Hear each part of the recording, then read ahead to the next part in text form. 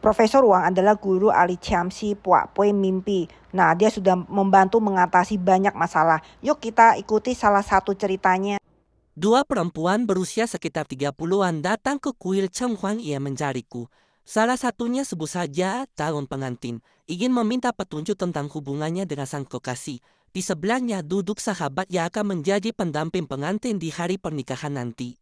Saat itu, Dewa memberikan 3 lembar Chiamsi, yaitu syair ramalannya, yang langsung membuat hatiku tidak tenang. Syair pertama, peruntungan tidak lancar, harus menunggu waktu yang tepat. Syair kedua, ada masalah besar di belakangmu. Jika tak diindahkan, jangan salahkan dewa tidak memperingatkan. Syair ketiga, jalan yang sedang ditempuh sangatlah sulit. Dari pengalamanku sangat jarang, dewa memberikan tanda seperti ini untuk pasangannya sudah siap menikah. Kecuali ada masalah besar. Biasanya masalah seperti ini berhubungan dengan perselingkuhan.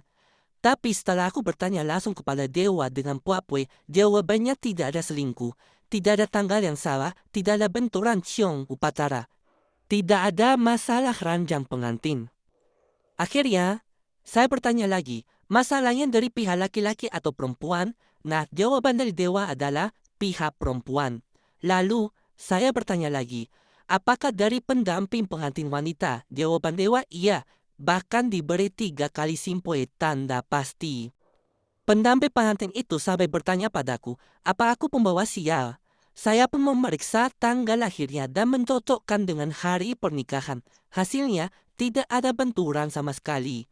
Karena semua tanda aneh ini, saya memohon kepada Cheng Huang Ye, Dewa, masalah ini terlalu rumit. Tolong, beri mereka mimpi sebagai petunjuk, agar kami tidak salah langkah. 3 hari kemudian, kedua perempuan itu kembali lagi ke kuil untuk mencari saya. Wajah mereka pucat. Sambil duduk, mereka saling bercerita. Ternyata mereka berdua bermimpi hal yang sama di malam yang sama. Begini mimpi pendamping pengantin. Ia duduk di kursi belakang mobil bersama calon pengantin. Sopir pria mengenakan pakaian berduka. Di belakang mobil itu menarik sebuah kereta yang membawa peti mati. Mereka dalam perjalanan mencoba gaun pengantin. Nah, pendamping pengantin berkata, tepat pilih, sudah hampir jam 9. Kalau lewat, gaunmu akan berubah jadi gaun berduka. Terlambat, lampu di atas terbakar, api menjalar ke gaun. Calon pengantin kesakitan lari ke belakang mobil, lalu melompat ke dalam peti mati.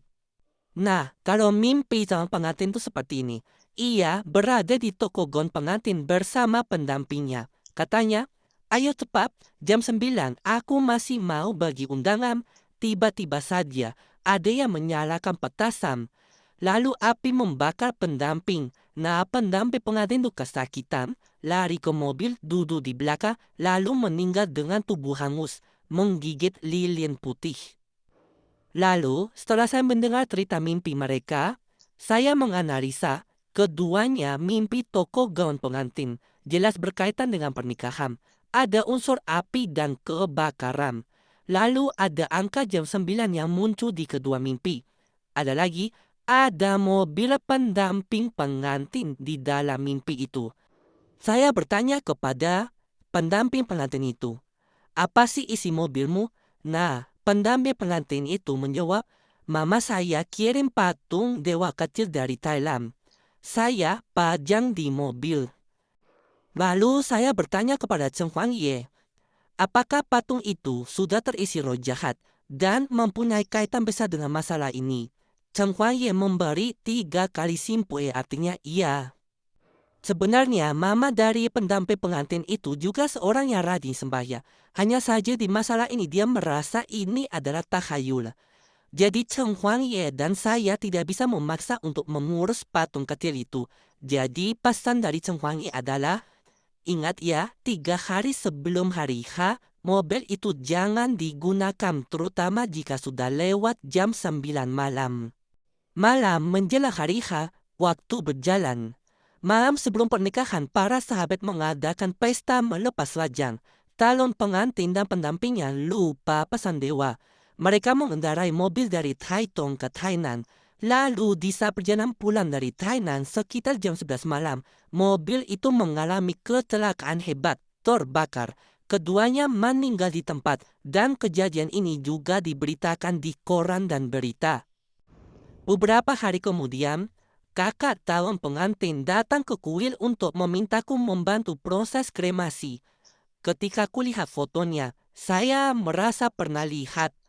Maka saya bertanya kepada kokonya, apakah mereka pernah datang ke sini? Kokonya mengangguk. Ya, mereka yang dulu tanya soal pernikahan dan mimpinya. Nah, saat itu saya benar-benar menyadari bahwa dewa tidak pernah memberi petunjuk secara terang-terangan.